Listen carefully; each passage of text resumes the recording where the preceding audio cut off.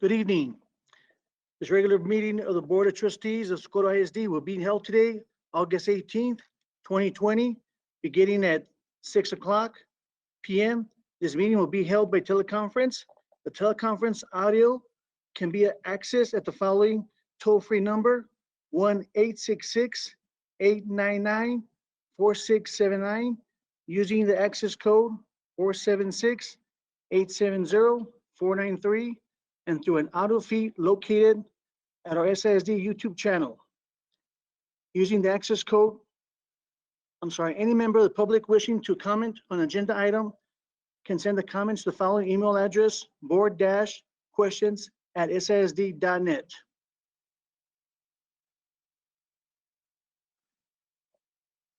On March 16th, Governor Greg Abbott granted a request by Attorney General Ken Paxton to temporarily suspend a limited number of open meeting laws to the extent necessary to allow telephonic or video conference meetings in response to the COVID-19. In accordance with those suspended rules, we certify the following notice of these meetings has been posted online for at least 72 hours. Number one, although members of the board are not gathered in an essential physical location, we do not have a quorum in attendance at this meeting by a telephone call and internet access. Number two, meetings by use of both telephone conference call, online access, and through use of an email link for questions. Number three, if a member of the public submitted written comments in advance, the board president or a member of the administration will read the comments into record before or during the board's consideration of that item. If you would like to provide comment at a future meeting conducted by video conference or telephone call, please follow instructions on the meeting notice. Number four, all other meeting procedures will adhere to board adopted procedures to the extent practicable. Number five, an audio recordings of this meeting is being made and will be available to the public at a later date. Number six, we apologize in advance for any unforeseeable difficulties and ask for your patience as we navigate unprecedented conditions. Number seven, if you have any questions about these suspended laws, please call the Office of the Attorney General at 888-672-6787 or by email at toma@oag.texas.gov. And now I would do a roll call to ensure we have quorum. Mr. Morales. Present. Mr. Gondara. Here. Mr. Garcia. Yes, sir. Present. Mr. Mena. Present.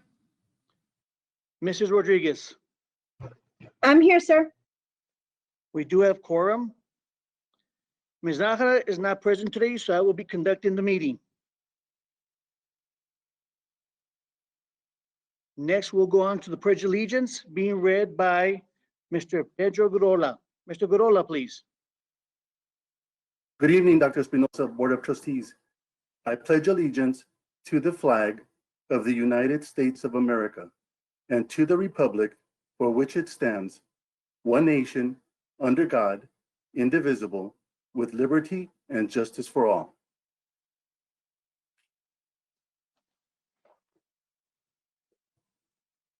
Thank you, Mr. Gurola. And once again, Mr. Gurola, a teacher at Vista del Sol Elementary, who was named the Region 19 Elementary Teacher of the Year. Congratulations, Mr. Gurola. Thank you. Next, we'll move on to Superintendent's comments. Dr. Espinosa. Yes, thank you, Trustee Guerra and members of the board. And yes, as Mr. Guerra said, congratulations again to Mr. Pedro Gurola, who you just heard say the pledge.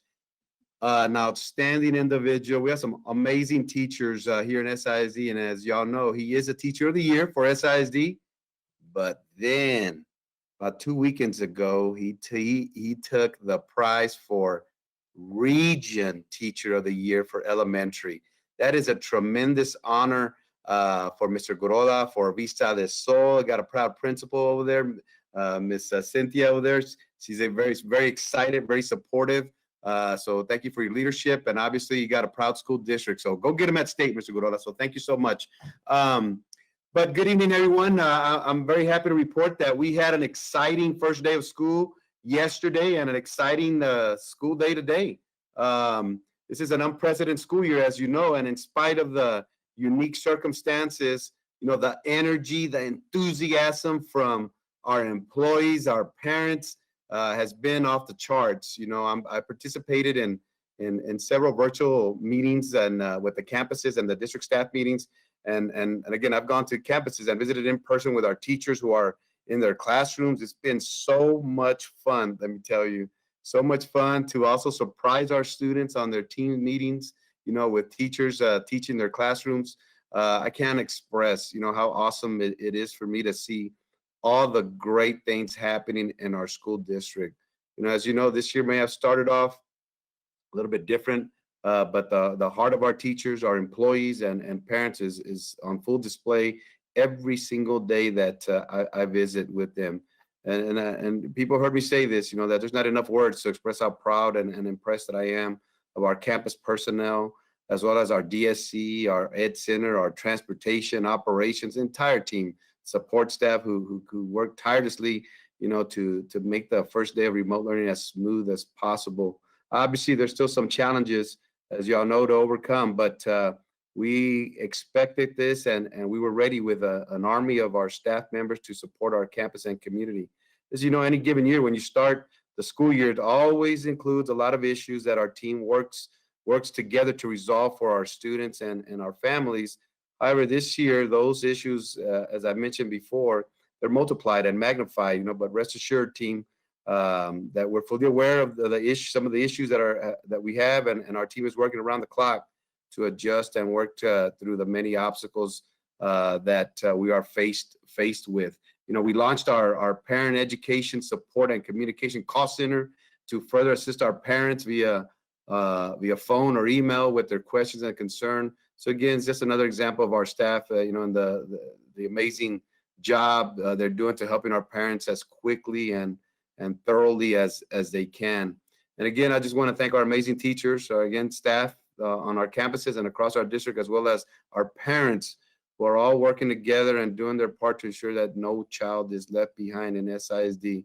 All of you, Team SISD, all of you, you're heroes. So no pandemic will keep us from doing what we do best, and that's achieving success as a team. So thank you, Trustee Guerra, members of the board. Thank you, Dr. Espinosa, and please, Dr.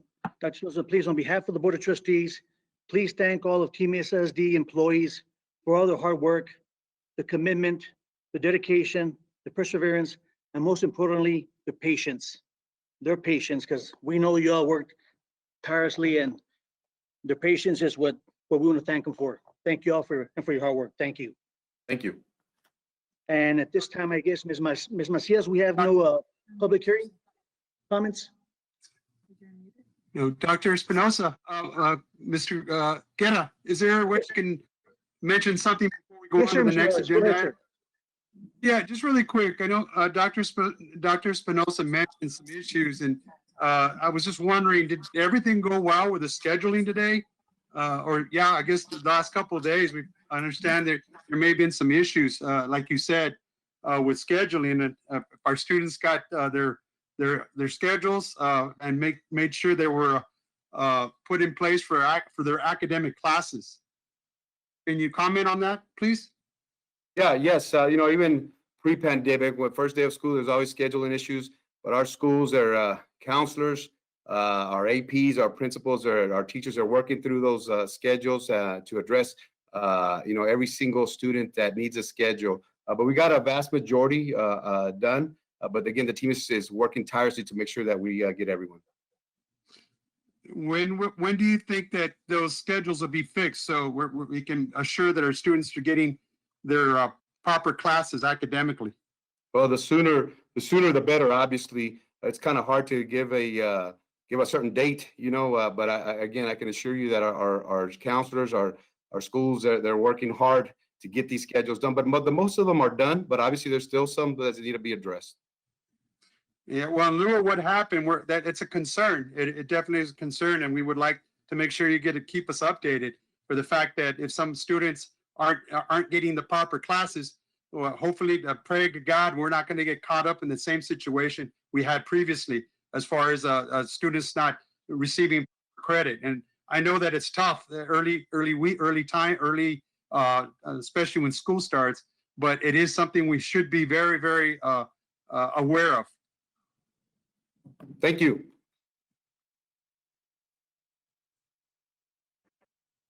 Next, we'll go into public comments. I believe, Ms. Macias, we have no comments at this time?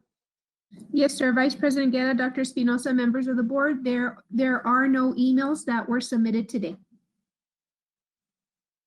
Thank you, Ms. Macias.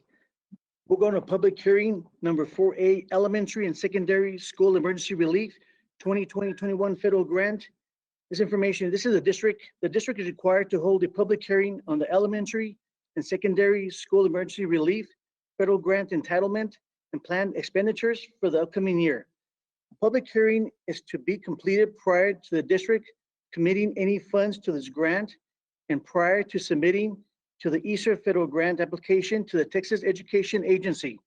The deadline to submit the application to TA is August 24th, 2020. The presenter will be Mr. Dr. Adam Starsky. Dr. Starsky. Thank you, sir. Good evening, Vice President Morales, Secretary Guerra, members of the board, and Dr. Espinosa. I'm coming before you tonight to conduct the public hearing on the Elementary and Secondary School Emergency Relief Fund, which is known as ESSER. A public hearing is required for this federal grant, as was stated in the agenda item. So we're going to conduct that tonight. That can be found on page 8 of your board book, ladies and gentlemen. Okay, so on page 9, the information begins. Of course, the CARES Act was signed into law by President Trump on March 27th, and that was due to the COVID-19 pandemic. And of course, we know that that's very, very wide of an act that has lots of different facets to it. It was about $2.2 trillion. A component of the CARES Act is the ESSER fund. And what that is designed to do is provide school districts with emergency relief funds to address the impact that COVID-19 has had and continues to have. So again, it's a major federal grant that just about every school district in the country received. Okay, so most of the time when I come before you and discuss other federally awarded grants that we have, most of them are very specific, they're very stringent, but because of the code in terms of what you can do with them and what you can't, and every one of them is different. You know, it's like, okay, we can do this one with this one, but we can't do that one with that one. ESSER has some limits, but it's provided with a greater amount of flexibility with allowable costs because it's meant to give districts a way to meet needs related to the COVID-19 crisis. So we do have compliance needing to be ensured, but a little bit more leeway in how we do that. Now, there's lots of allowability and technology-related expenditures to include hardware, software, connectivity, online learning. That's cited several times in the major allowable areas in the statute because as you all know, once we pivoted under Dr. Espinosa's leadership and your support to online learning as of the 16th of March, we really needed to look at all of that technology and see where all of it was at, because that was going to be the way that everything is being taken care of going forward, just as we've started these first 2 days of school. So ensuring that all of our students in Team SISD can benefit from remote instruction has been determined by the district to be the biggest allowable local need that we can meet through the ESSER grant funding. So with that, our award for this grant is slated to be $9,858,730 in federal ESSER funding. And $9 million of that is being allocated to purchase additional electronic devices for our students. And we're attempting to reach the goal of everyone having access to remote instruction with a device that is necessary during this time. And I want to just say there very quickly, ladies and gentlemen, that this is also since it's considered to be a flexible grant, we also have costs in this called pre-award. So a lot of this has been purchased, and normally with federal grants, you can't do this, but what we are going to do is reclassify the expenditures from the general fund to the ESSER grant to be able to offset the costs. Mr. Ressa has talked about the foundation program reduction, and ESSER is meant to be a bulwark against that to try the best to even it out. So some of this has been purchased and has been flowing through, and more of it is on the way, and it is allowable. So I did want to be clear that we aren't just barely buying it, it's flowing in all the time. And with that, the remaining funding will be allocated for indirect costs that are required, and then under federal law, we have to consult with our private nonprofit schools within our boundaries. Okay, so with that, the attempts at the outreach and consultation with private nonprofits have been completed. There is one school within our district's boundaries that has expressed an intent to participate in equitable services. So, and a calculation has been done to set aside for the needs under the correct formula on that. And from there, we're just going to go forward and continue to use this grant to ensure that all of these technological needs are being met. And perhaps not all of them can be met through this source alone. There are others, but this is a major source of that and determined to be a major need in terms of our students being able to have their instruction furthered at maximum effectiveness with our most awesome faculty. And with that, we would like to solicit public input at this time, including any questions and comments related to this report's contents. Thank you. Do we have any questions from the board members? Trustee Guerra, Paul Garcia, I have some questions. Go ahead, Mr. Garcia. Thank you, sir. Thank you, sir. Thank you, Dr. Starkey, for the presentation. My question is, have we received the funding? No, sir, we have not, because legally I must hold the public hearing and before I submit the grant application. And then after that, once it is received, then we can begin the reclassification of the expenditures that we are allowed to move over. Okay, and is this funding part of the CARES Act funding that essentially we heard, I believe Mr. Reza talked to us or present to us last month regarding money that we're probably not getting, possibly?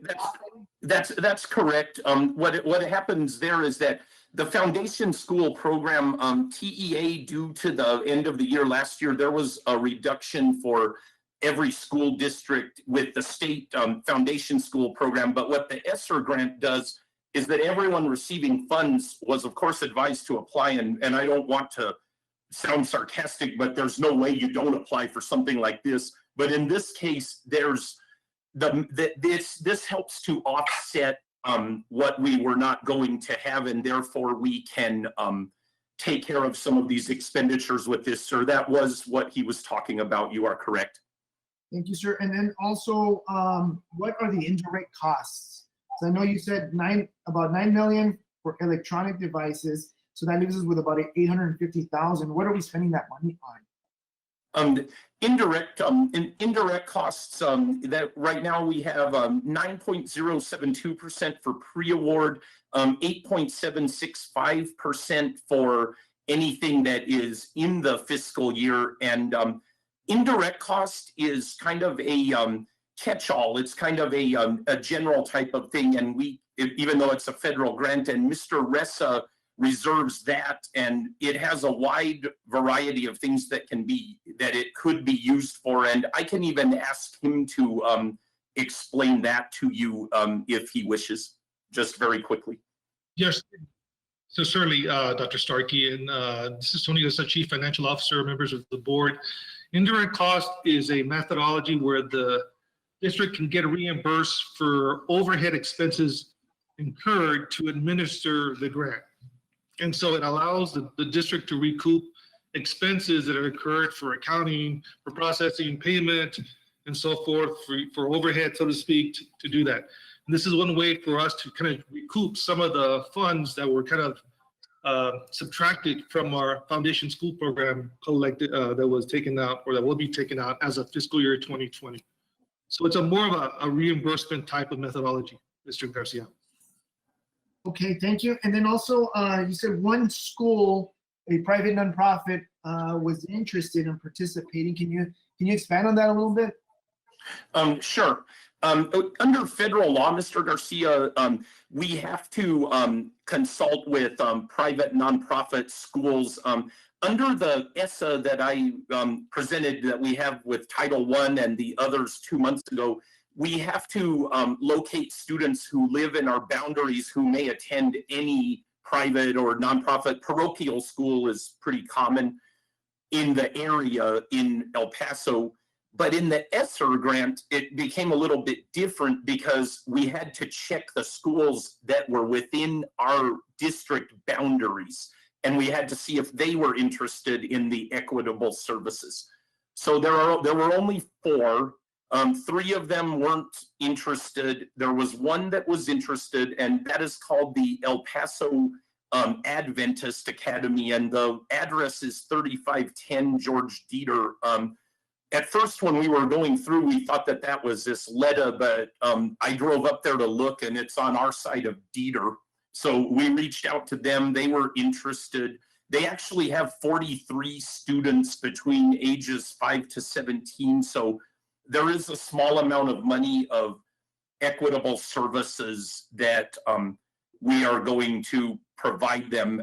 It's not charter schools or anything like that. It's just under federal law, they say that we have to offer equitable services and do outreach and consultation. So we are in compliance with that, and we'll be working that out with those individuals that run that small school over there.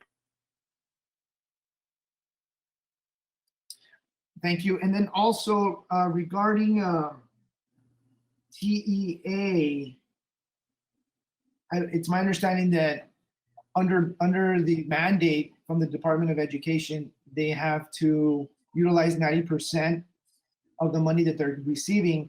Then 10% goes into reserves. Do we qualify to apply for that, the 10% reserves in emergency funding? Have you No, sir, because TEA was allowed by the federal law to keep the 10% off of the top. That's kind of maybe a version of their indirect cost. And then they sent the other 90 out to us. So they're allowed to reserve that off the top, and the 90% comes our way. Thank you for your time, sir. Appreciate it. Oh, you're very welcome. Hopefully that helped answer all your questions, sir. Do we have any other questions?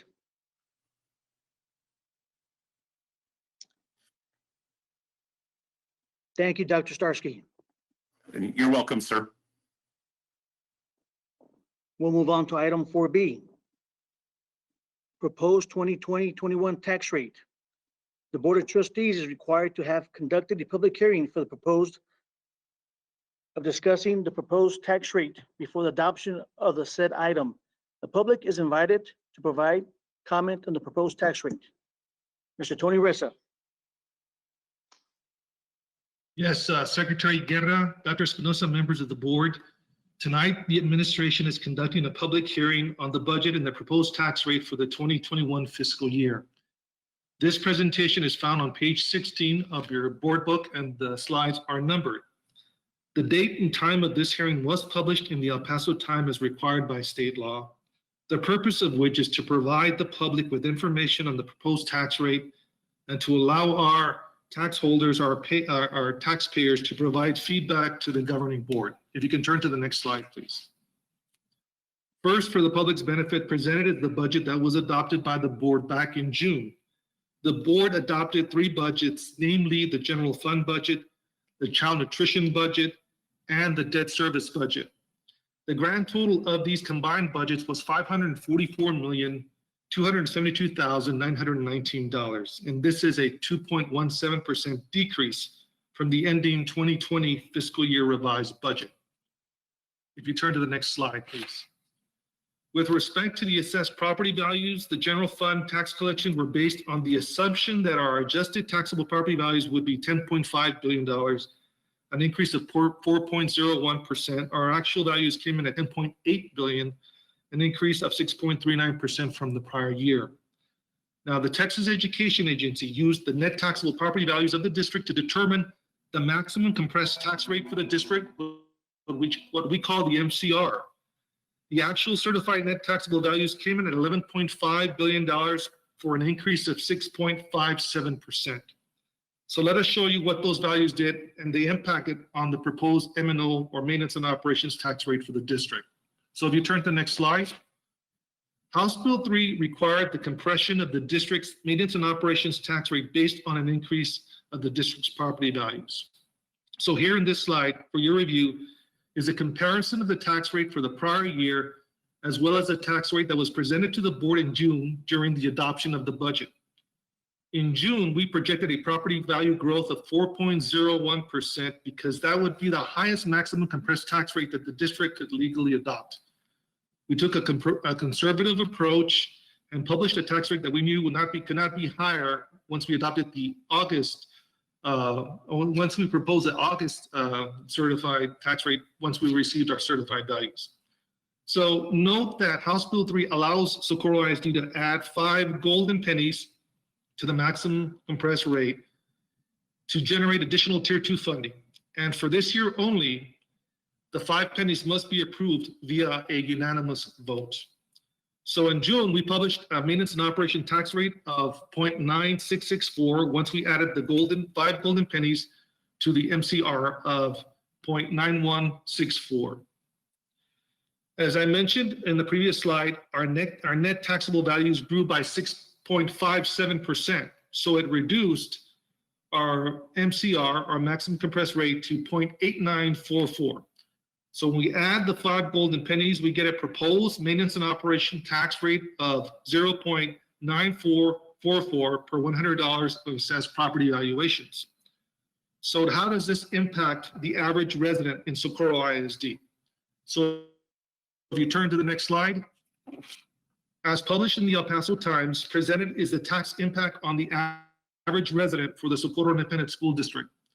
The increase in property values resulted in a property tax decrease of 2.56 cents from the prior year. And as you can see, even with an increase in the average taxable value of the average homeowner at Socorro ISD, there is still a decrease in the tax impact of the average homeowner of $11.88.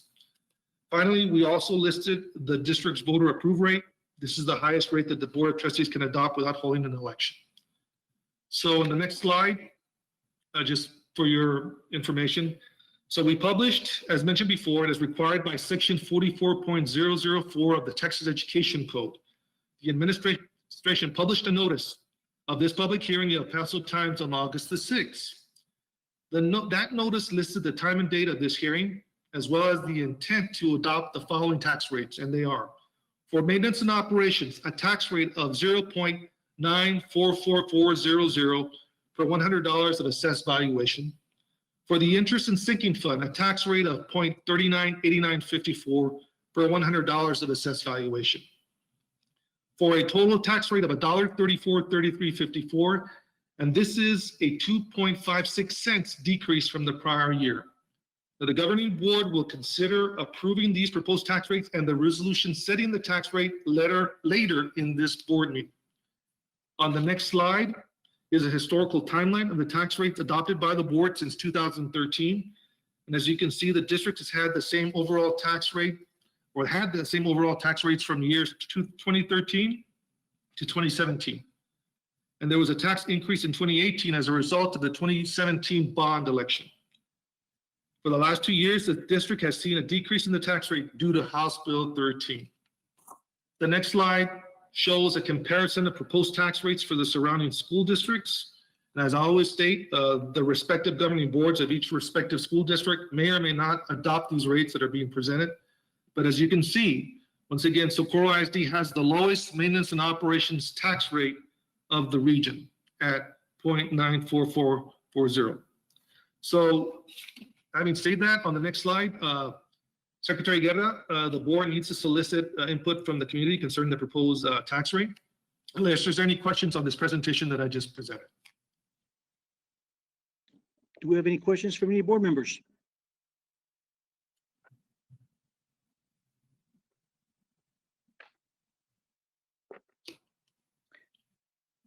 Thank you, Mr. Ressa. Mr. Guerra, I have a question, Mr. Mena. Yes, sir, Mr. Mena, go ahead. Sorry, my mic wasn't working. Tony, question, how long has it been since you can remember since we dropped the tax rate? So last year we did reduce the tax rate by, I think, a penny and a half. But this is, I've been here going on 11 years, and this is the highest tax decrease we've had in that time. So in $100,000 valuation of a home, how much is our taxpayers going to save? About $11? So they're going to save about little under $11, about $11. We got $11.88. That's at $118,000. So it'd be about $11, sir. Thank you so much. Welcome. Thank you, Mr. Ressa. Next, we'll move on to item number 5, consent agenda. Are there any items any board members would like to have pulled?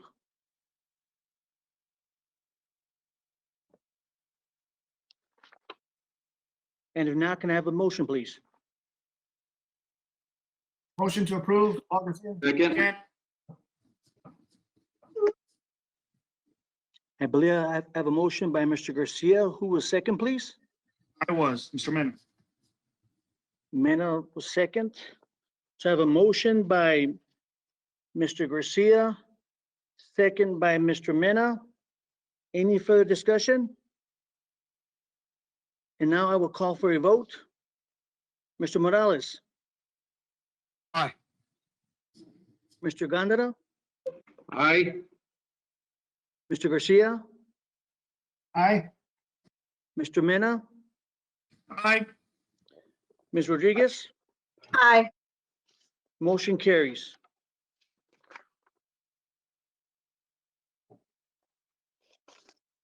We'll move on to new business. Item number 6A, consider approval of 2021 maintenance and operations tax rate.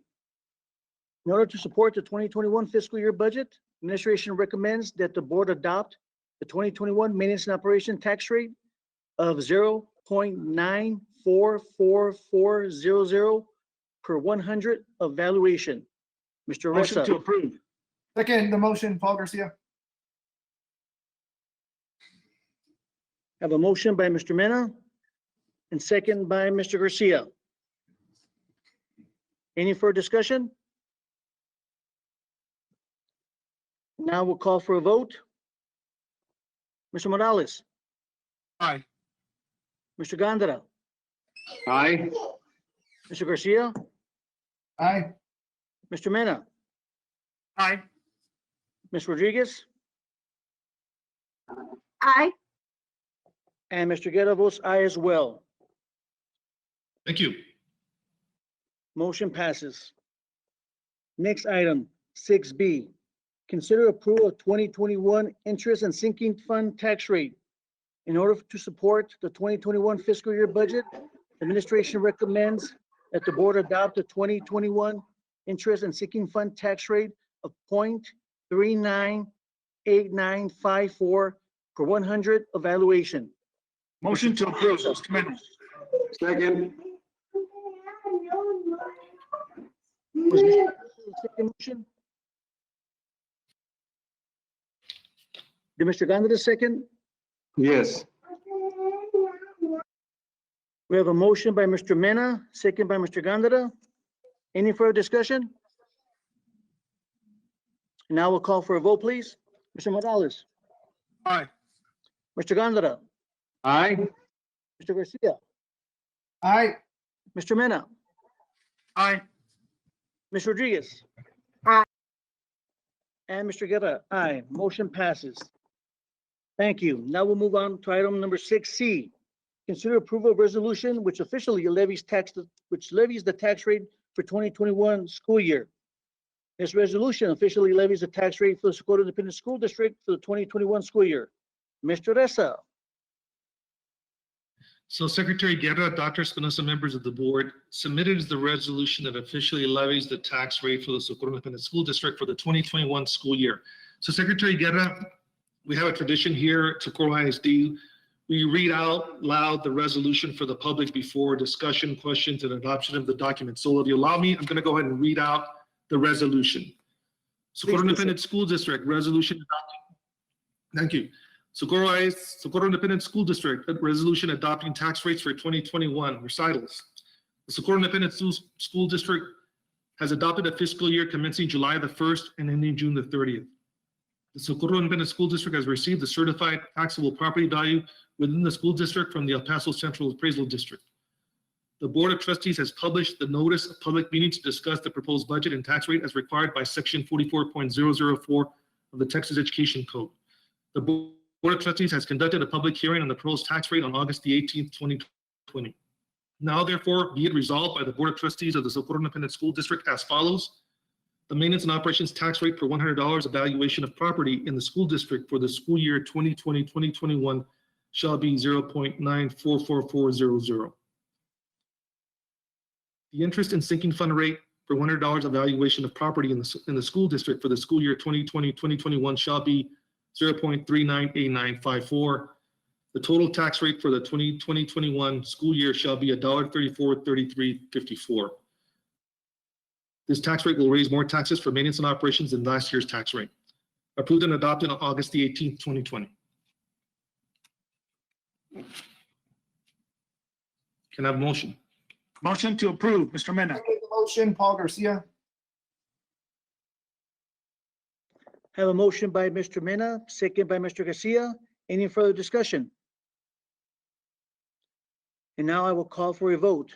Mr. Morales, Aye. Mr. Gondara, Aye. Mr. Garcia, Aye. Mr. Mena, Aye. Ms. Rodriguez, Aye. and Mr. Guerra, aye. Motion passes. Thank you. Now we'll move on to item 6D. Consider approval of amendment and extension of option lease agreement with Branch Towers for cell tower located at Mount High School. Mr. Tom Ianton. Yes, good evening, Secretary Guerra, Dr. Espinosa, members of the board. If you turn to page 217, we have been working on a cell tower location at Montwood High School. It's by the softball field inside the property. We've been working with T-Mobile since 2017. In 2018, they've asked for an amendment to extend that because we had to go through some situation about surveying and stuff. All this work T-Mobile has been doing on this cell tower has not cost the district any money. This second amendment will basically extend this agreement in hopes that T-Mobile will get a contract or get a permit to build this tower in the city on Montwood. And basically, all this amendment is doing is extending it because during the pandemic, T-Mobile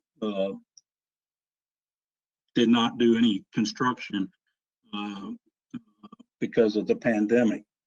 So this will allow T-Mobile to continue to working on getting all the permits and everything and to be able to build the cell tower. As I stated in 2017, we enter into a preliminary or a lease agreement with T-Mobile with all of the terms that we generally do on our cell towers. And they have, T-Mobile has just been working to get this cell tower off the ground and through the city. And like I stated, it has not cost us any money. They are putting up $1,000 just to continue to work on this. And eventually, if this goes through, the lease agreement will be brought back to the board that we already initiated. It is has been reviewed back then in 2017 with legal. Administration recommends the approval of the Second Amendment, the extension of the option lease between SISD and Branch Tower for the location of the cell tower. Mr. Ianton, I have a question. Yes, sir. Can you give a little detail as to what this lease is about, the lease that we have with T-Mobile? The lease Yeah, agreement? it's we've from previous boards, we've came up with non-negotiables, which is basically we set the term, set a minimum monthly rate, and also include an escalation clause each year after it during the initial term. In previous years that the board has contracted or agreed with leases, we've been tied to a 25-year initial term, and went extensions to that. We have gotten rid of all of those. We have I think 5 cell tower leases now, and the initial term on this one is a 5-year term. So we're able to go back 5 years to renegotiate that. In past, we were not able to do that because we were locked in from previous leases for 25 years. And these have terms that, as I stated, from previous boards negotiated as initial terms and stuff, and this was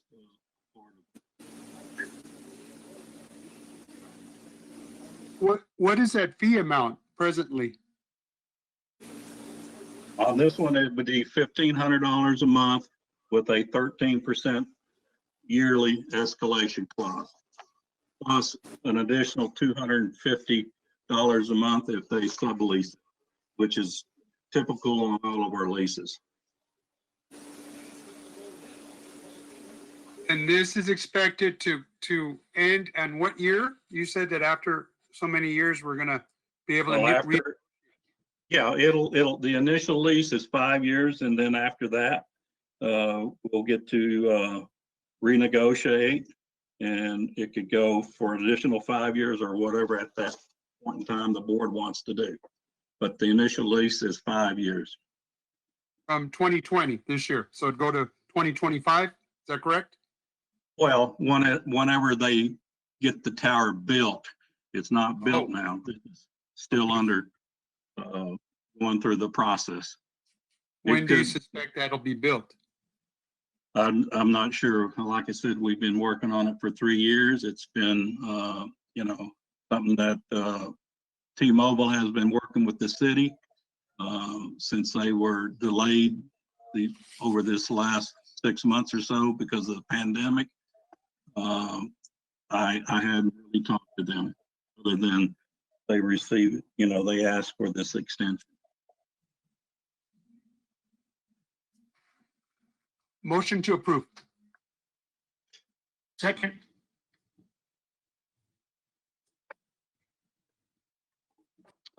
I have a motion by Mr. Morales, second by Mr. Garcia. Any further discussion? I think that was Mr. Mena, sir. Mr. Guerra, I was, Mr. Mena motioned. I apologize. I have a motion by Mr. Morales, second by Mr. Mena. Any Thank further you. discussion? Mr. Arrington, one last question. Yes, sir. Where is the tower going to be built at Mountwood High School? It is, it's behind the softball field. It's inside the property. There's a 30 by 30, oh, where's my paperwork? 30 by 30 area that's fenced off. We granted them access to that area, and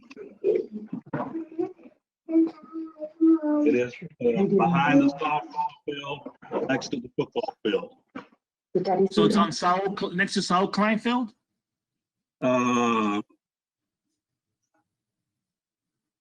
Off of, no, Peter Cooper. Peter Coop? No, that's you're talking Americas. Okay, Tom. No, I mean, If it's a softball Bob field, I Mitchell. know where it's at. Bob Mitchell's. Bob Mitchell. Okay, great. Yeah, I know exactly what's going. In that Yeah, corner, right. behind the All right. in between the softball and the football field. Thank you, Tom. Mr. Guerra? Yes, sir, Mr. Gondar. Real quick question for Mr. Arrington. Mr. Arrington, so Yes. this is gonna be in the back of Mountwood. Real quick question. Are we asking for them to put a design for the pole, or they're just gonna put a regular pole? All it's calling for now is a monopole. I'll look into that. You know, we started to ask cell tower leases to provide some type of design or camouflage to them. This one, I don't think we did back in 2017. Well, it's still not built. It's something that we can ask for Yeah, because we it's still can- our property. We haven't signed anything. And the That is reason I'm correct. asking is I talked to Mr. Mena, and Mr. Mena said it was okay that we put a big Socorro bulldog on top. I don't think so. I'm Not gonna get your basketball courts. No, all kidding aside, just look into that, Mr. Arrington, see if there's some kind of design. I know, I know Mr. Mendez knows, they haven't been here that long that, we've been asking for these designs. I know there's designs that can be put up a palm tree, There you go. pine tree, something other than just That a would be pole nice. back there. Something to look nice for Mountwood, Thank you. Get Ram. I still think we can put a pine tree and then we can dress it up for Christmas with a big bulldog on top, something. Ah, man, come on, Gary. No. I will look into Something that would look nice back there other than just a big pole for phones. If there's something we can do right now, let's look into it. That would be awesome, yeah. Yes, sir. We'll do that. Okay, Thank you, Gary. you're welcome, Mr. Mena. Okay, so now we'll call for a vote. Mr. Morales, Aye. Mr. Gondar, Aye. Mr. Garcia, Aye.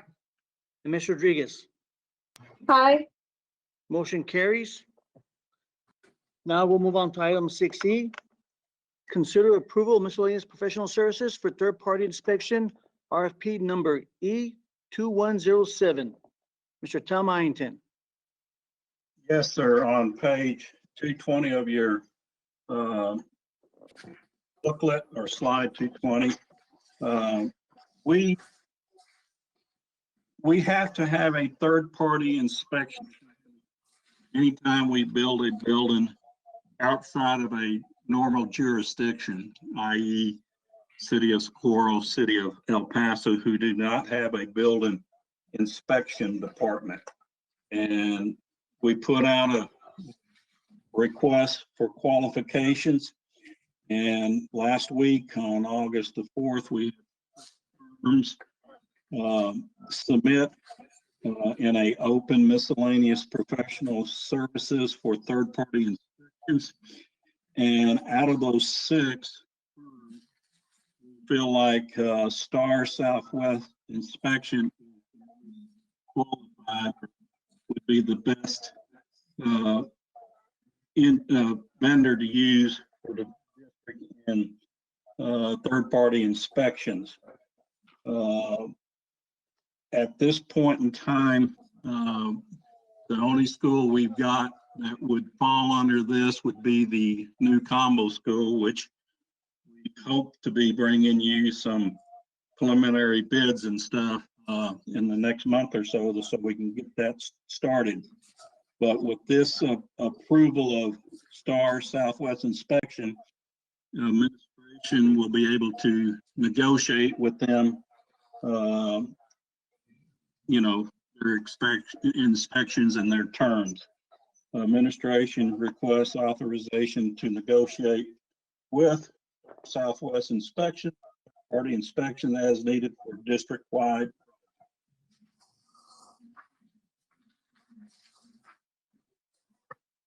Mr. Ianton, question. Yes, You mentioned there were 6 others that I guess on August the 4th submitted their proposals.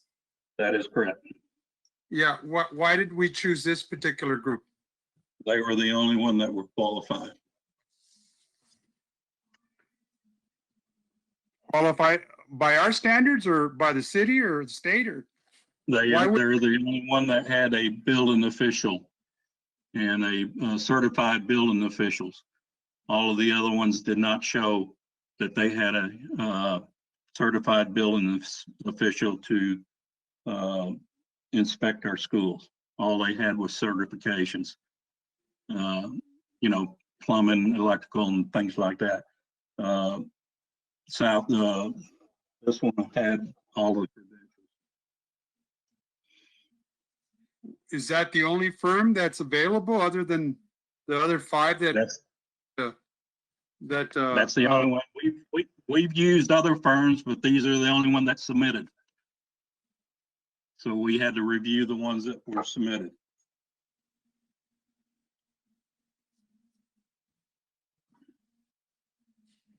Other questions?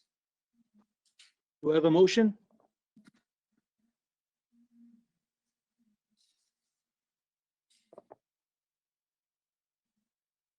Motion to approve?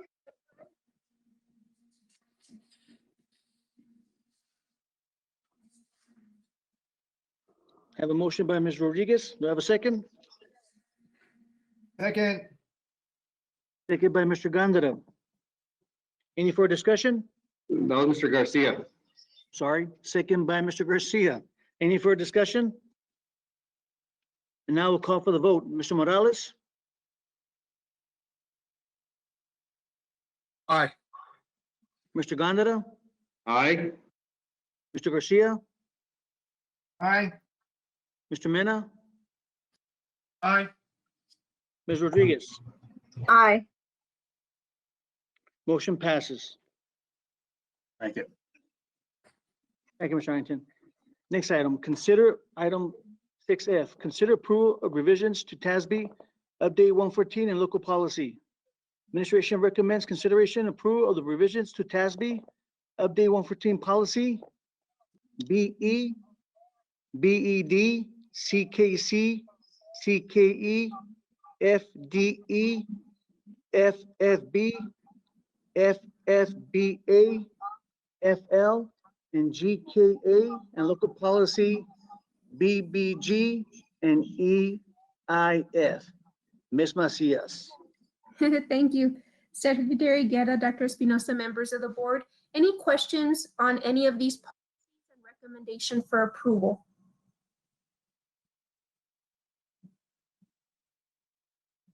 There's an awful lot of policies there. Couldn't you maybe do a little quick summary? Yes, I sure can. I could go through each one if you'd like. On policy BE, that's the first policy that you all have in front of you. On policy BE, recommendation is because Senate Bill 494 reduces the posting requirements for emergency meetings from 2 hours to 1 hour. And that was the only recommendation that you will see. It's on the second page of that policy. We are just, as for any special board meetings, it has been reduced to 1 hour based on Senate Bill 494. On policy BED, that's the second policy that you have. That recommendation was based on House Bill 2840. It significantly revised public comment requirements at board meetings. So public comment on board items is required at all meetings, including special board meetings and workshops. A board must allow each individual who wishes to address the board on an agenda item to do so before or during the board's consideration of the item. A board may adopt reasonable rules, including rules of limited time. For example, on ours is we give them a maximum of 5 minutes, minimum of 1 minute to do a public comment. And a board may not prohibit public criticism of the board, including criticism of any act, omission, policy, procedure, program, or service. Therefore, policy BED was updated with all those recommendations as House Bill 2840 outlined. On policy CKC, policy CKC is Safety Program Risk Management for our EOP, our Emergency Operations Plan. And with that, several revisions were made, and they were all based on Senate Bill 11. And what it did, it added notices to parents for bomb threats and terrorist threats, which is something that we consistently have done. It adds content to the Emergency Operations Plan. And for example, on item number 2, what it states is that we actually provide our substitute teachers the ability to carry out all of these items. I know that Dr. Castro is also on the line, and what he does is he ensures that all of our substitute teachers receive training every single year. On policy CKE,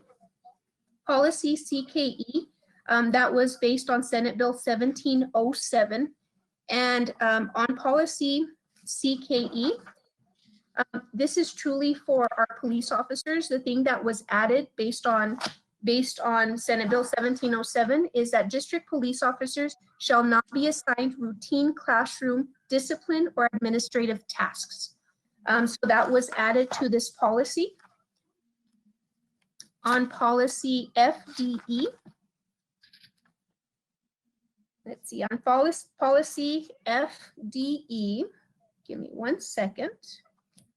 That is our schools safety for transfers.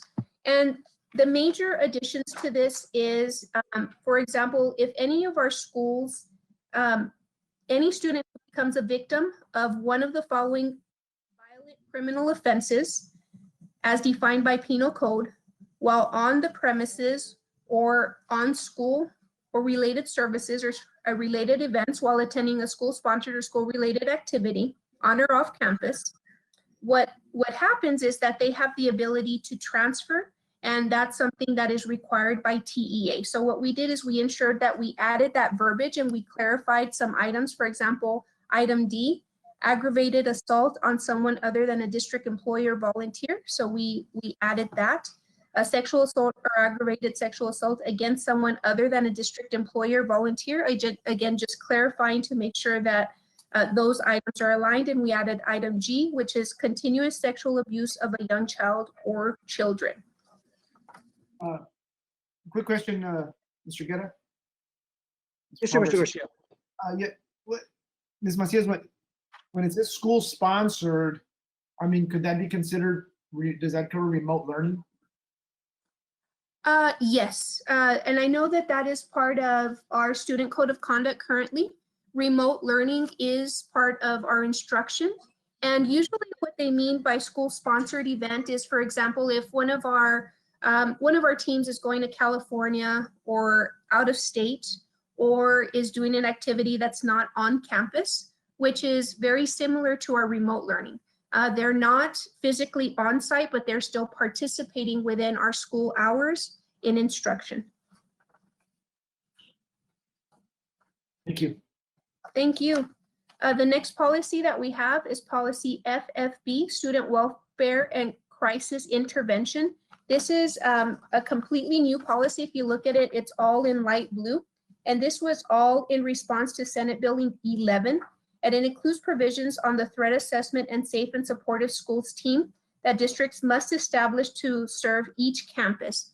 And this one, again, Ms. Tammy McCabe and Dr. Castro, they work collaboratively to ensure that we have all of our safety teams in place at each campus. And what this policy does is it outlines what they do and the threat assessment that they will be providing. And it provides the guidance to the schools and community and what is required by Senate Bill 11 for us to follow. Policy FFBA is also completely new policy on policy FFBA. That is also based on Senate Bill 11. And this is specifically for crisis intervention, trauma-informed care. Again, with Ms. Tammy McCabe and our team of counselors, this shows what the trauma-informed care program is required to do, the training that is done on a yearly basis, and the annual report that we will submit to TEA. On policy FL, student records, what it did is we added for custodian of records, the student handbook made available to all students and parents shall contain a listing of addresses of district schools as well as the superintendent's business address. And that's something that Ms. Lupe Lujan ensured that our student handbook has included for this 2020-21 school year. The other item that we added to policy FL is on page 3 of 5 as far as policy. Under access by school officials, a person appointed to serve on a team to support the district's safe and supportive school programs will be able to receive student records. Whenever we have teams, you know that we always secure student records. It's only for individuals that have, or school officials. But sometimes, for example, for our safe and secure practices, we often call to groups of individuals that help us. For example, Office of Emergency Management, City Pueblo del Sur. We actually have representatives from other district emergency managers that join us, and Texas Division of Emergency Management. So we often have even Dr. Ocaranza.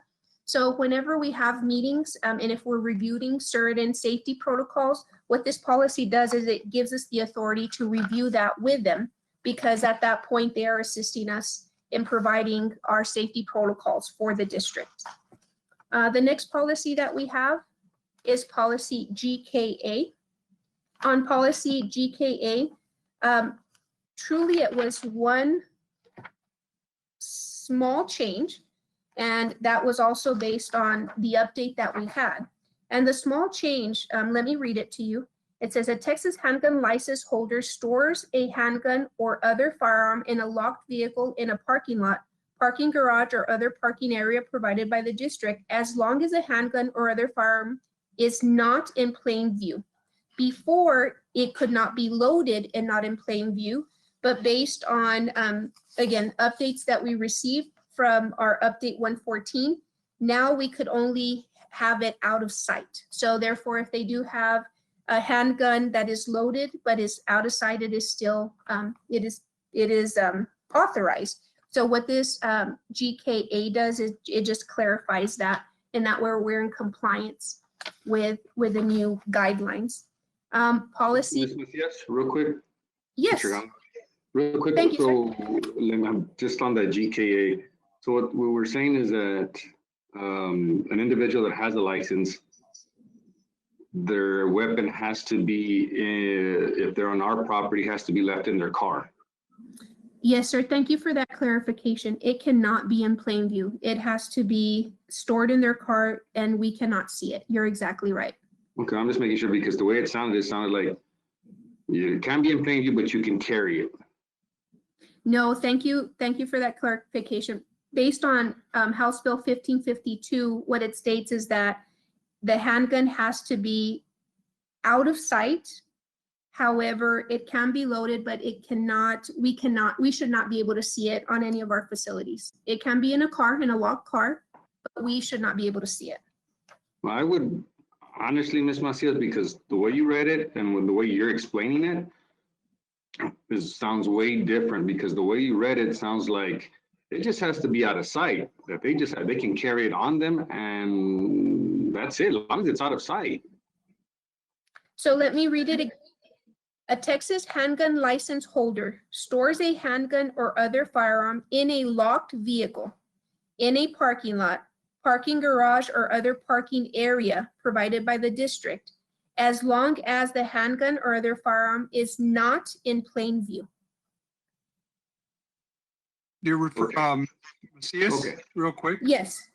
Yes. You're referring to somebody with a concealed weapons license, which I had previously, and it is true.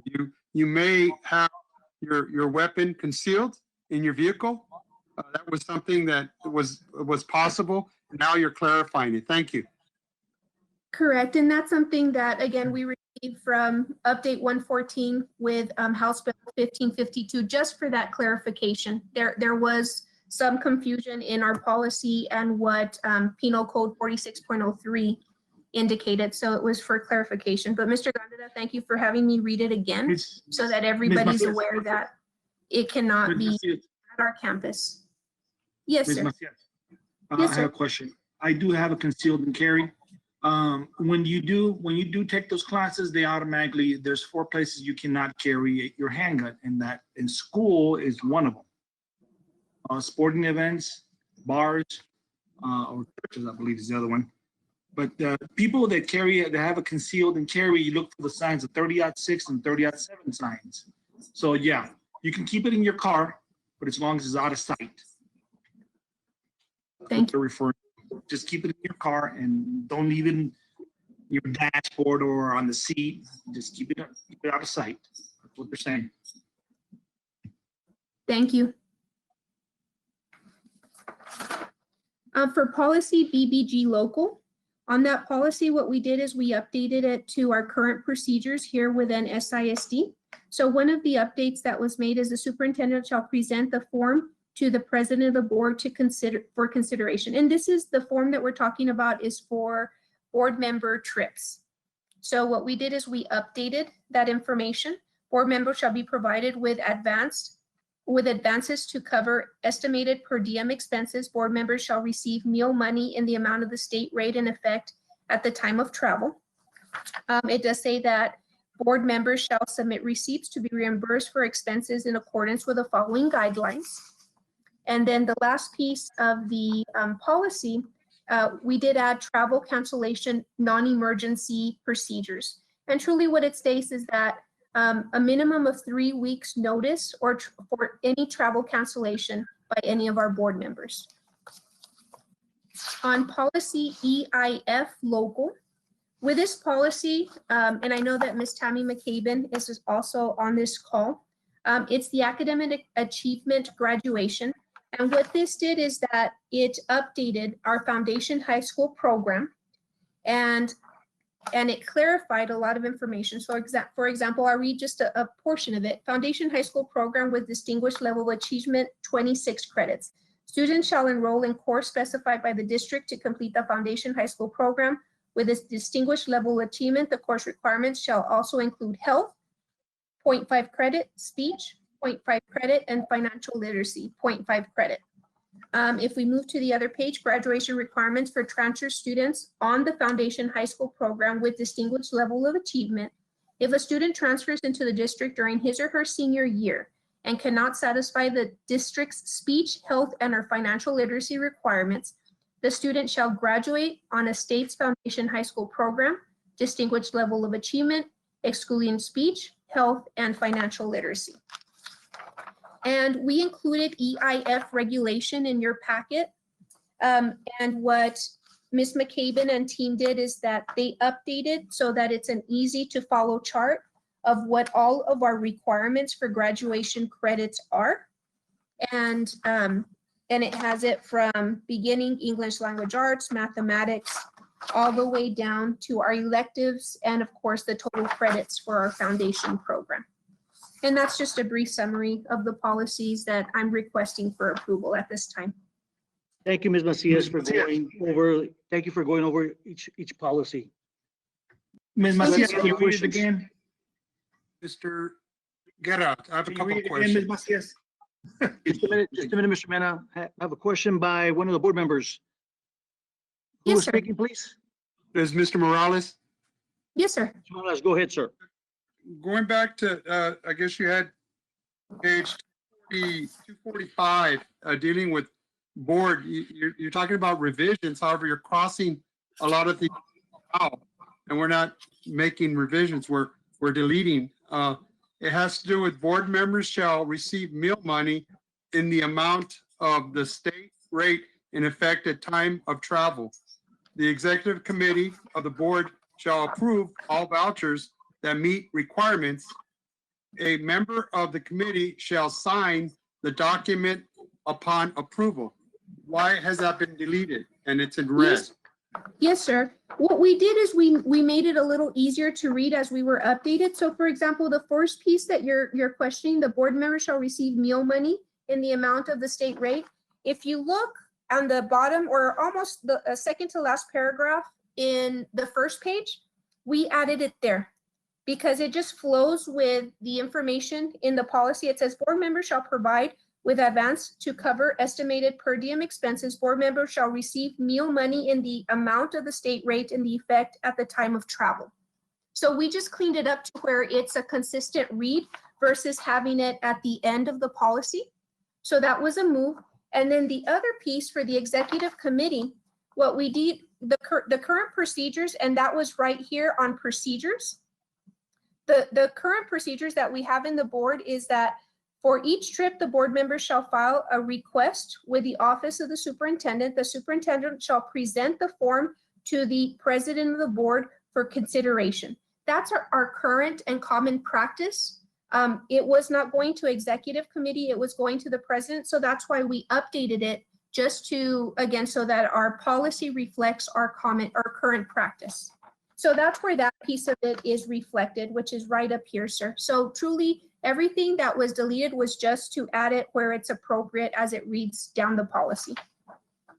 Well, I think that having the executive committee looking at that would be a good idea for accountability and not just having the president or one person approving that. I think that that should be something that we may reconsider, having the executive committee approve that or have it for consideration. That's just my thought. I don't know about the rest of the board, how they feel. And if I may, sir, what I heard and what I know is that sometimes some of the travel to have the executive committee come together, sometimes it's much more, I guess, efficient for the president to look at it and sign off, especially when travel happens not at a scheduled time. And again, that was one of the things that I heard, but of course it's up to the board if you would like me to modify it or bring this policy back. You might want to put or in between those. That way you have that option. Between the executive committee or president of the board. That gives them the option if the president is saying is not available, or we should maybe have the option of having the executive board consider. It's just a thought. And again, we could, if you would like, we could approve all of the other policies, and then this one, there could be a motion to include that, and then our board members can agree if that's something that they would like for this policy, or I could bring it back for next month. Mr. Guerra? Mr. Gondara. I'm in agreement with Mr. Morales because there could be some case that our board president isn't present or can't sign it. We need to have a backup or second, like you said, our vice president can sign if our board president can't. Mr. Guerra, this is Ms. Rodriguez. Go ahead, Ms. Rodriguez. On page 244 in that same section, Mr. Gondara, it does state that the president of the board, and it was added, or designee shall sign the approved requests. So as far as the signature and the approval, it does indicate that the president or designee. Yeah, but we need to be specific on who the designee is.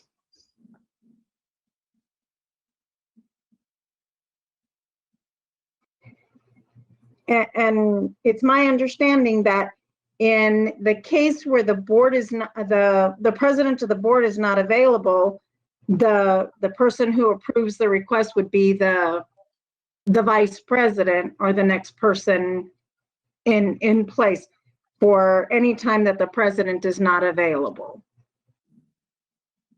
Do we have legal here? Just to clarify if that's correct. Yes, this is Steve Blanco. I'm listening to the discussion, and I think Ms. Rodriguez is right. It's up to you all. It's a board policy. If you want to have a committee review it, you can have a committee review it. As it stands now, the board president makes the review. If the board president is not available, the board president can be reached, contacted, and designate somebody else to review the request and then sign the request if it's appropriate. But that really is up to the process is up to you all to decide what you prefer. Well, All I'm saying previous- is, Go ahead. all I'm saying is like Mr. Morales said, that it says designee. And if you're telling me the designee is going to be the next in line, which would be our vice president, well then fine, I'm in agreement with the way it is, and let's move forward.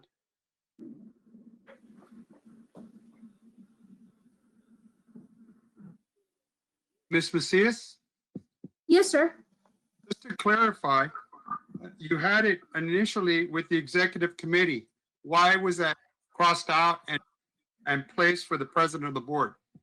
With the Common executive practice. committee, you have, well, it's crossed out here on mine, it's in red. Yes, sir. And again, what we were doing was updating the policy with common practice. And common practice since I've been here is that it's been our president of the board that approves those trips. So therefore, we were just updating policy and we do our policy audit to ensure that our practices are truly what's reflected or vice versa. So that's why the recommendation to modify it to practice.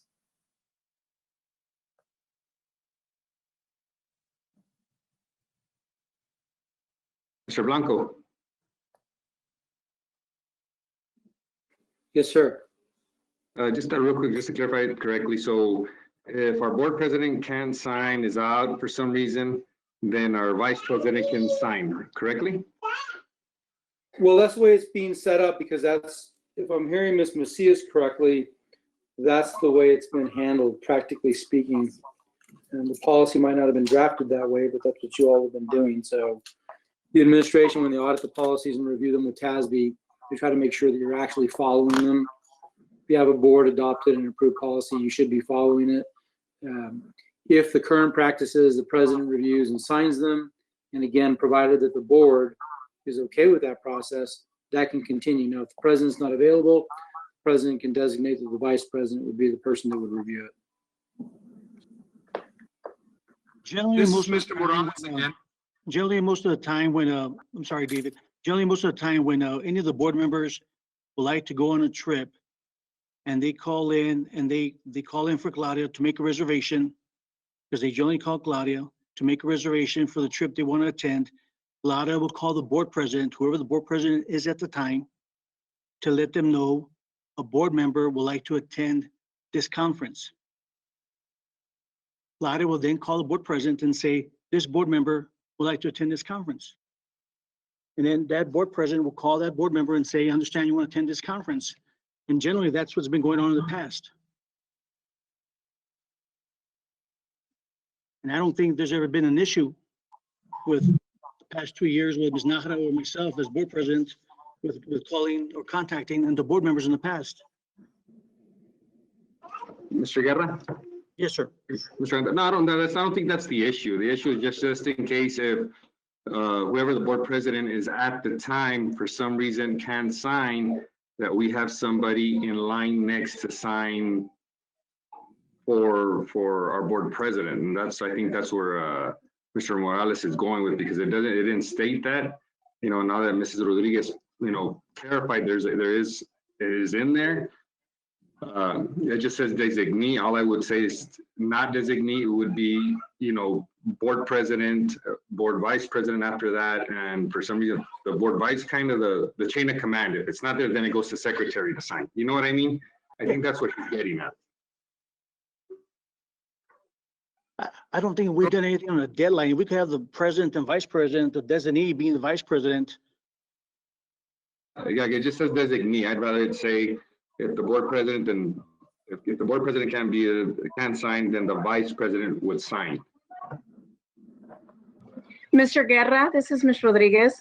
Yes, ma'am. Go ahead. And I mean, I hate to belabor this one, but I mean, that's been the process. And Mr. Blanco, correct me if I'm wrong.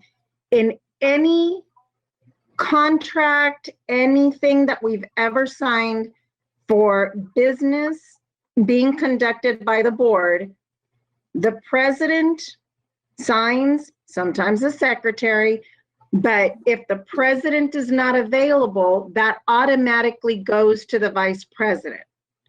Am I correct in that, sir? Yes, you're correct, but I don't think the policy in this case is specific to that. The president could designate some other person. It could be the secretary. I just don't know. My guess is the intent of that language is to streamline the process by which paperwork to verify that a trustee is entitled by law to receive per diem, travel expenses, and vouchers is easily done. If you go through the policy, you'll notice that I think the vast majority of your trips are pre-approved by the board. They're discussed. There's a list of them. Now, there may be the occasional off-list trip or convention that somebody wants to attend, and that might require going through this process, which would require you to consult with the board president. They would check the budget, I'm sure, to make sure that there's travel funds available, have a discussion with the trustee, and then if it seems like something that's non-controversial, in line with training, it'll be signed off on. But if that person is not available to do that, it would take time to get a committee to do it. I think that's why the practice has been just going to the president. Right now, it says or designate. It doesn't have to be the vice president. But you're correct from a legal standpoint, and we're going to do it tonight. We passed the resolution, but President Nahara is not present for the meeting, so she's not able to sign off on the tax resolutions. The vice president will be signing those in her place. Ms. Macias, can we just go ahead and bring this policy back? I recommend we just bring this policy back, BBG, bring it back maybe next month, and to present the form to the executive committee the way it was originally. That way we have no questions. Yes, sir. Mr. Guerra, Yes, sir, Mr. Gandara. I make a motion to approve everything other than BBG adding and changing where it says designee and putting vice president. That's my motion.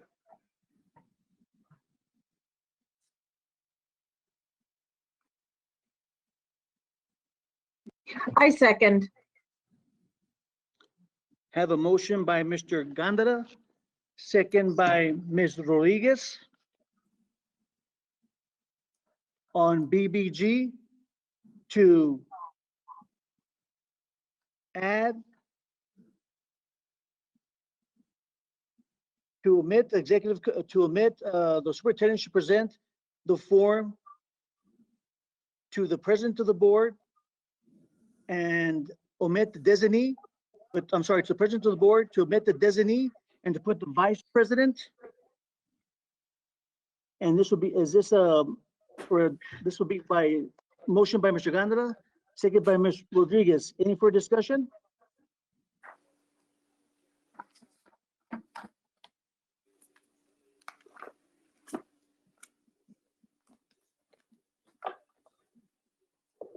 Mr. Blanco, is this correct? I will make a motion just for this one item on BBG only. Hold on, I don't know that that's what Mr. Gonda actually stated. I think he wants to approve them all, but make a change to BBG to, instead of having the approval by the president of the board or designee, for that approval to be the president of the board or vice president shall sign approved request. That would be the only change. Is that correct, Mr. Gonda? Yeah, instead of the designee, if she's not there, if the president's not there, then the vice president would be next to sign.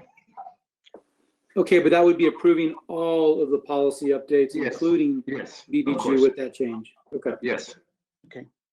And I then have to, Mr. Blanco, real quick. As far as the executive committee, that's basically the president, the vice president, and the secretary. That would be a way of also, I don't know, why couldn't we leave it as is? Why are we trying to, I don't get it. I don't understand why. I guess initially, the way it was written, it was executive committee. So I'm just saying that, why are we, I mean, I think, again, it's my belief that it's simply because getting 3 people together to review one form might be problematic at times. And practice has been to just have one officer, the president, review those. Like I said, 90% of them are automatically approved. That's even in the policy.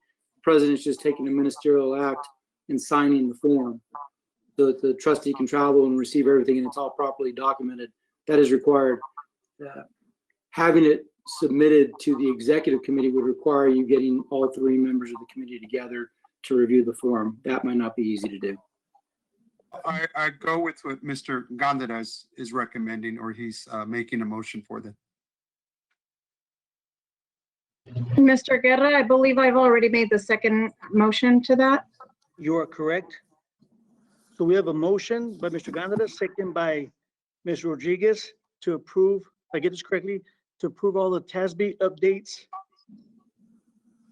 And with the local policy change, BBG, if I get this correct, Mr. Blanco, to change an update for the president of the board, or change the designee to vice president, to update it to vice president with that change. Any further discussion?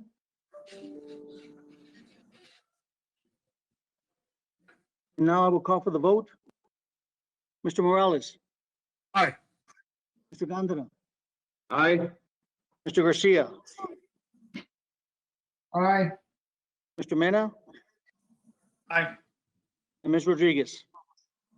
Aye. Motion passes. Thank you. Thank you. Next item, 6G, discussion and possible action to approve mascot media agreement. Ms. Erica Lucero and JJ Calderon. Good evening, Secretary Guerra, Dr. Espinosa, members of the board. This is JJ Calderon, Director of Athletics. The athletic and marketing departments have submitted for review an agreement proposal from Mascot Media that would provide the district with the capability of streaming live sports and other district events. The agreement starts on page 257 of your board book. With the ongoing COVID-19 situation and in order to prioritize public safety, there are plans city and statewide to minimize or reduce live attendance at high school and middle school athletic events. Restricting attendance would create a need for us to increase the accessibility for parents, family members, and fans that want to watch live games and contests.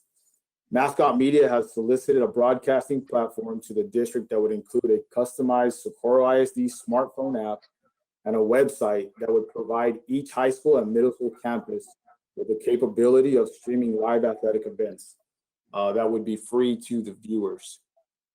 And to talk a little bit more about the licensing, broadcasting, and revenue opportunities that come with this agreement, I'm going to turn it over to Erica Lucero, our marketing manager. Thank you, JJ, and good evening, everyone. Mascot Media is a platform that I feel that we need to overcome our current challenges in social distancing. While classrooms remain closed, our hope is that our fields will remain open. And with saying that, we have researched a lot of platforms, and Mascot Media, it really did step up to the plate by allowing parents to use this platform at a very, very minimal cost to internet, and what I'm pretty much just trying to say is, as long as you have a smart device, you're able to use this platform. We want to make it easy for our students and our parents, and of course our SISD staff as well. With this platform, SISD staff can easily stream at any SISD event at our middle schools. This could be tennis, this could be business, this could be culinary. So we are able to stream then all the events at SISD. This is strictly a 1-year contract, and that is unheard of in our market. This vendor usually does 3-year contracts. We will raise funds through sponsorship efforts And just to give you an idea, I already have over 10 sponsors that want to opt in just for the SAC alone. And those funds will accumulate to approximately $50,000. CTSO, which is our organization's DECA BP, they can also stream their events and they can also do fundraising efforts through this platform. Out of town events can also be seen now. So I know some of the concern is, well, what if we go back to on-site next semester? The good news is we can alter this platform to our advantage. We can now see out-of-town events. And of course, like I mentioned, it's no cost to our fans and it's accessible to all. Are there any questions? Yes, Mr. Morales. Mr. No, Gondar, go go. ahead. No, go ahead, Mr. Morales, go ahead. Mr. Morales? Just quick question. What is the cost to the district? It's a great idea, great initiative. Just wanted to know what, I know we're gonna get sponsors, up to 50,000, initially, but what is it to the, what cost is it to the district? So the cost is 30,000 per year. And if we break down per campus or venue, it would be approximately 1,300 per app, again, per campus or venue. So this would apply to every single campus in the district Middle school, or those with athletics or activities, extracurricular activities? middle schools and high schools, yes, sir. Middle school, high schools, the SAC, and the aquatic center. Thank you. Mr. Gondar? Just wanted to say this is a great idea. I hope it's something that helps out with this whole COVID thing going on. It's going to be great. I really, thank Ms. Lucero and Mr. Calderon for really looking into this. This is something that is needed at this time. And hopefully once this is over, hopefully we can probably look into keeping it or something. But again, great job. And anything with legal on the contract? Is there anything that we need to see on this contract that can, I don't know, get in the way of anything?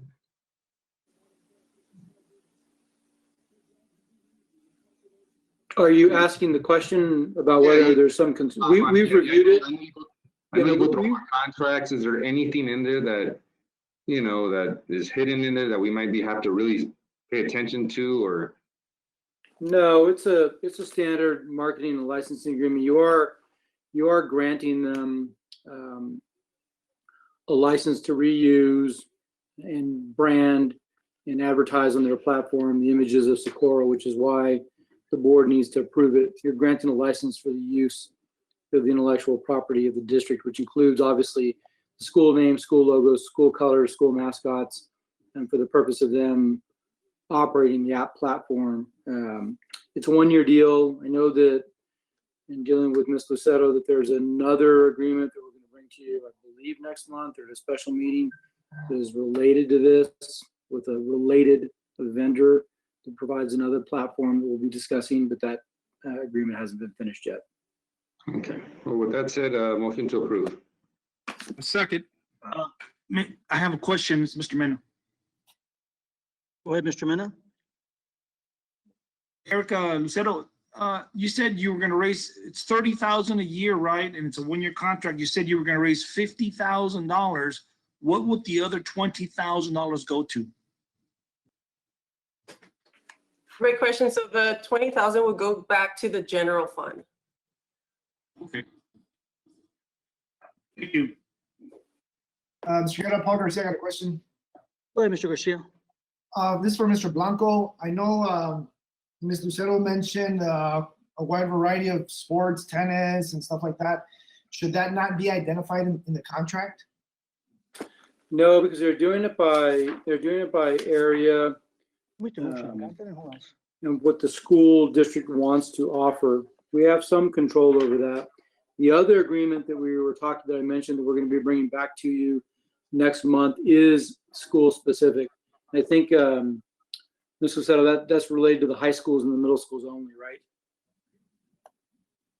Correct. So the other platform is a stagnant tool that we want to use within the high schools. And Mascot Media is it's a great platform because you could go to a cross country or a soccer game within the platform. And as Mr. Blanco mentioned, we have full authority on what we want our fans to see or not see, or if we want to even stream a certain event. Ms. Lucero, so can you give me like a practical situation? Like, for example, I mean, are they going to broadcast the Modwood games, the Socorro games, the Americas? I mean, who did? I'm still kind of a little confused about how we're going to make that kind of selection. Absolutely. So at the SAC, we are going to stream every single event, and that's, you know, in the fall season, that's our football games. We're not worried about that. We have cameras there. We have great students that will produce for us. But let's say somebody wants to see a cross country event. Well, now we can designate that, or even JJ can designate that to a coach. And all he has to do is pull up his phone and stream that event. So it'll be the coaches. It's not a channel, sir. It would be, we could stream multiple events. It's not, we would have the capability of putting ninth grade volleyball games all the way to varsity football games, JV football games. We would not have to select a specific event to broadcast on a channel. We would have the capability of putting it multiple events. And who would be recording it? It just depends, sir. It depends on how we set it up at the SAC. It would be Ms. Lucero's team.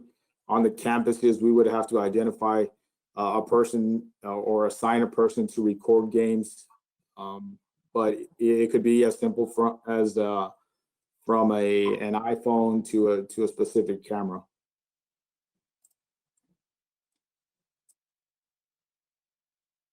Thank you. Oh, I have another question, Mr. Mena. So Mascot Media is not going to be filming? See, I'm under the impression that they were going to send a team to each school, to each event and film it. What are they actually doing then? No, Mr. Mena, what they're offering is a platform. It's just like YouTube, but better. It's a lot user-friendly. And so they're going to create a specific app per campus. And within the app, all we have to do is turn around and give them the schedule of the athletic event, even fine arts events. If approved by the district, then we're able to stream it. And that's where, again, it's a platform. So we designate when we're going to stream, at what time, just by the use of a smartphone, a tablet, or a camera. And if let's just say, you know, the unfortunate situation that, you know, there's a COVID outbreak and these games sports are canceled, we don't get our money back, right?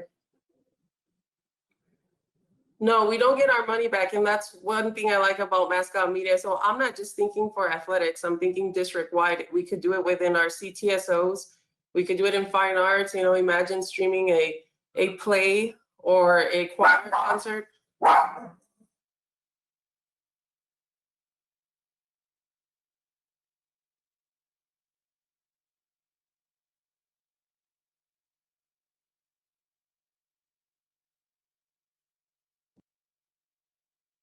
Oh, Mr. Guerra, Yes, Mr. Gondar, go ahead.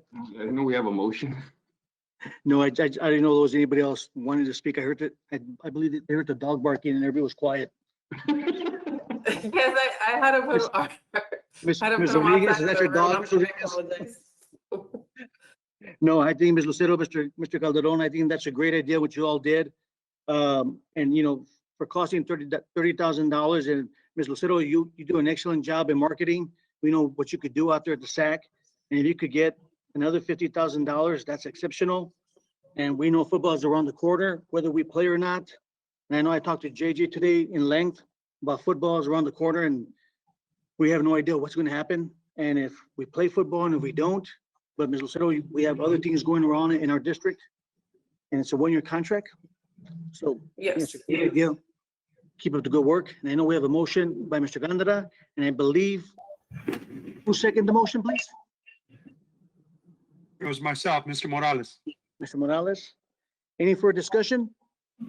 Yes, President Guerra, Secretary Guerra. Dr. Espinosa, yes, sir. Yeah, I echo the sentiments of what's been said by Coach Calderon and Ms. and Lucero and the trustees. You know, there's parents that are concerned that they are fearful that if games are played, whether it's volleyball games, football games, that they are concerned that they will not be able to see their child play.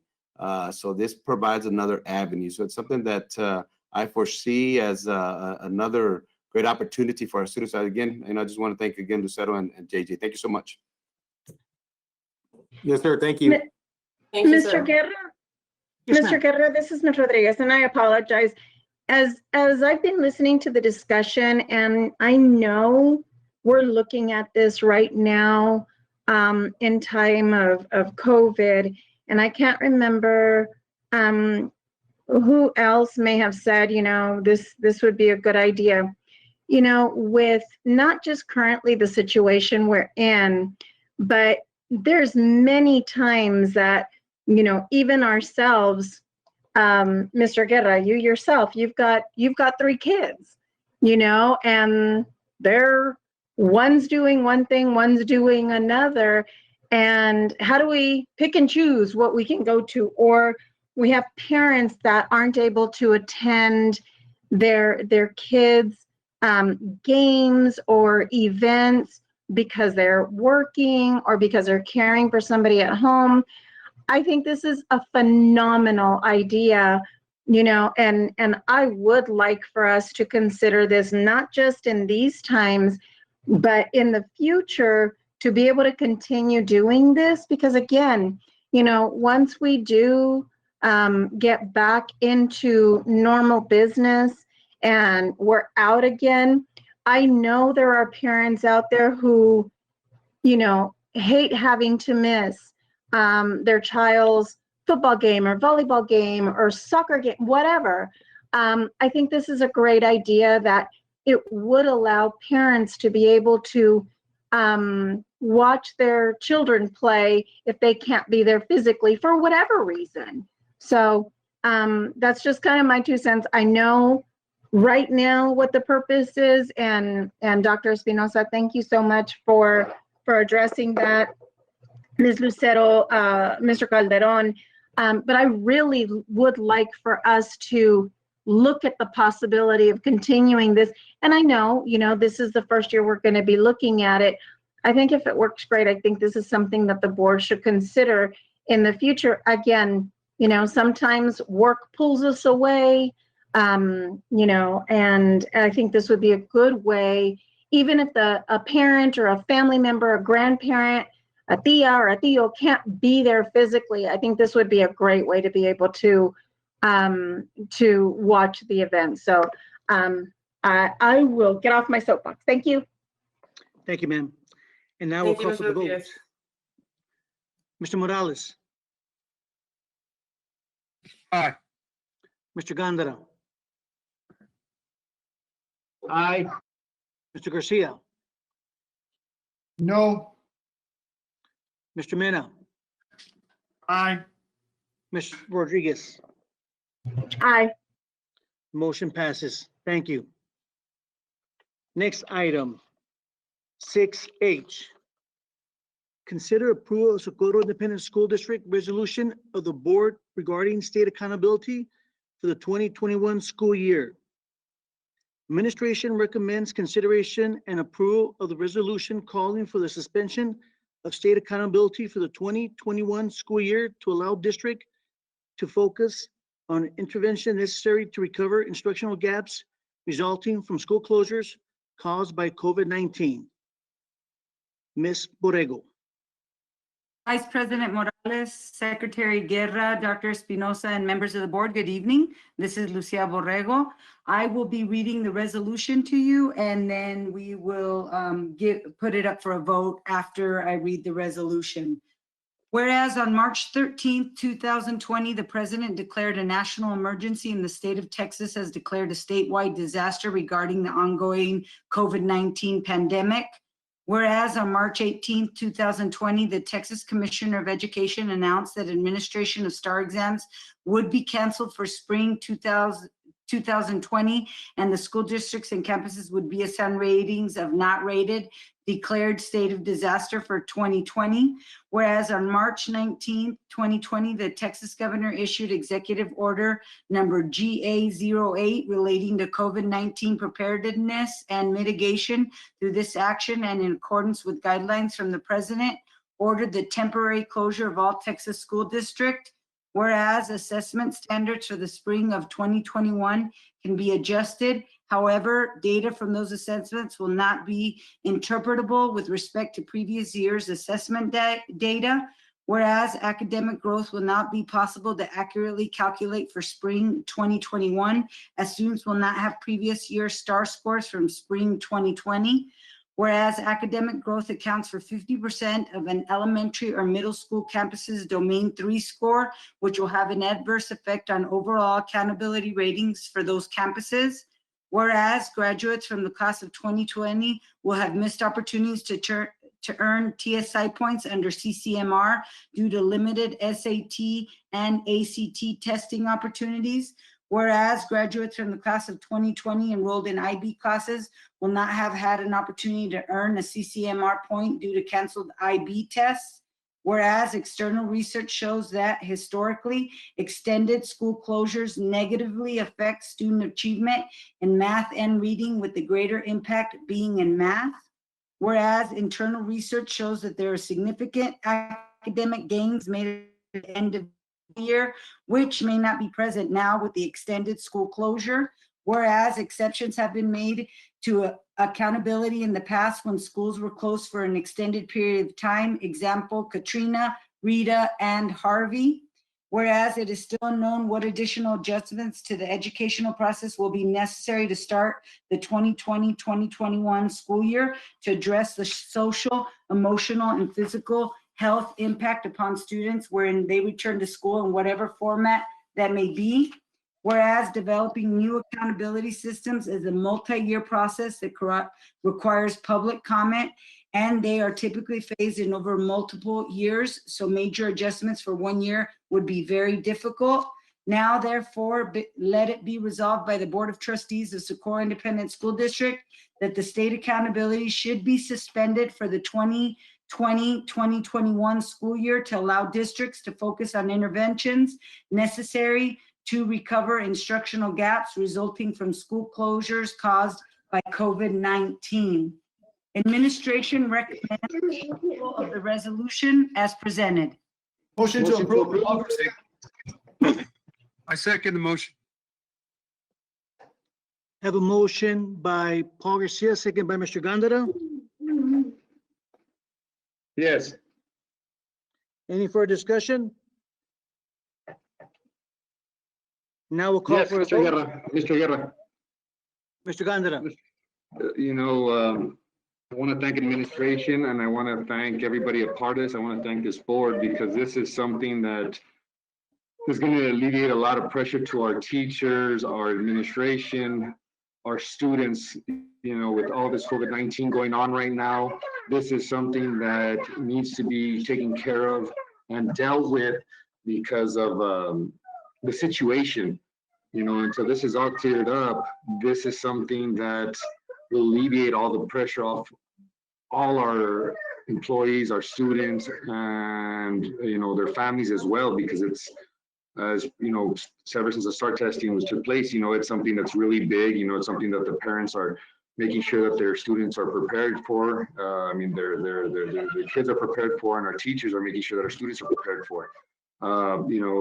Not having to teach to a test is allowing our employees and our students and our parents to relax a little bit due to this COVID-19, and hopefully that this will help out with our district and our teachers, and thank God for this, and hopefully everything comes out great.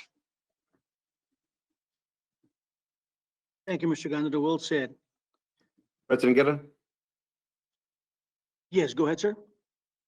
Yes, just I want to thank our entire community. I want to thank the trustees for, if you recall, last month, the trustees, President Nájera wrote a letter and the trustees signed it, letter to the commissioner asking to suspend STAR. And like Mr. Gandara said, this is just not the right time. This is just not the right time. So I appreciate the board, the trustees for this resolution.